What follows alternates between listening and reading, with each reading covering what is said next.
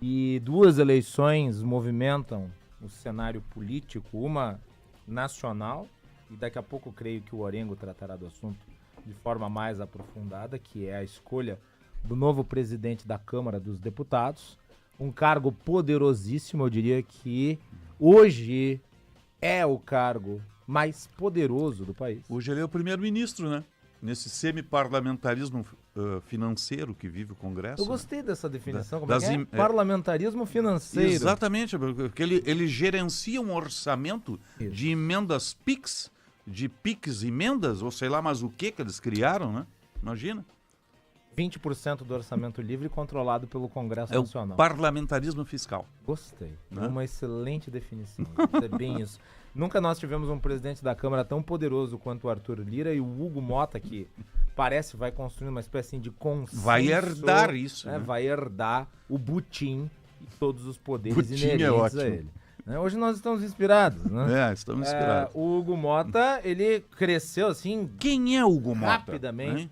Deputado de terceiro mandato. Baixo clero. Ele é um sujeito visto, né, pelo establishment político do Congresso Nacional como um parlamentar em ascensão e caiu nos gostos do Arthur Lira. Suplantou o Elmar Nascimento, que era tido como favorito até pouco tempo atrás. Mas o Elmar tinha, da parte da esquerda, uma visão muito negativa, porque o Elmar ele teve muita influência na Codevasf durante o governo aquele Bolsonaro, rolo, né? Rolo do orçamento secreto, das emendas que eram discutidas sem transparência, e o Hugo Mota, né, ascende exatamente nesse contexto. E ganhou ontem o apoio do PT e do MDB, e com isso se jogou para as calendas a discussão daquela chamada PEC da anistia, né, que buscaria devolver os direitos e perdoar os que atacaram a sede dos três poderes no 8 de janeiro de 2023, incluindo aí o ex-presidente Jair Bolsonaro. E esse movimento feito pelo Centrão foi exatamente para obter o apoio dos setores à esquerda, notadamente o PT. Ao invés de discutir a questão dentro da Comissão de Constituição e Justiça da Câmara, discute a questão numa comissão especial, ou seja, dificulta o processo de aprovação. A outra eleição importantíssima, ocorre nos próximos dias, é a eleição norte-americana. E o clima está pesadíssimo. Agora com declarações de parte a parte. E o festival de fake news, né? É um troço maluco. Nunca se viu uma coisa assim, de parte a parte, acusações, ataques e declarações polêmicas com ofensas ao eleitorado. Começou na grande convenção republicana que ocorreu no Madison Square Garden, em Nova York. Um comediante fez piadas com porto-riquenhos. O comediante Tony Hinchcliffe falou coisas absolutamente asquerosas sobre a comunidade latina nos Estados Unidos. E ele disse coisas que eu não posso repetir aqui no ar. Mas certamente, quando você convida pessoas para um comício, você tem que cuidar, no mínimo, o histórico da pessoa para saber se ela é compatível com aquele púlpito. Um comício não é um show de comédia, um comício é um ambiente em que se debatem assuntos políticos importantes.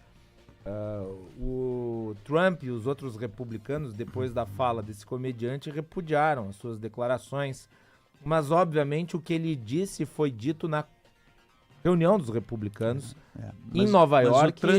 O Trump cansou de atacar imigrantes também, né? E o Trump foi aquele que no debate com a Kamala Harris disse que tinham imigrantes que estavam comendo cachorro em Springfield, o que não tinha comprovação. Pois bem, aí, obviamente, os democratas tinham a oportunidade de criar uma situação que lhes revertesse votos, porque nesse momento o Trump lidera entre os latinos, mas desperdiçaram com a declaração igualmente asquerosa do Joe Biden.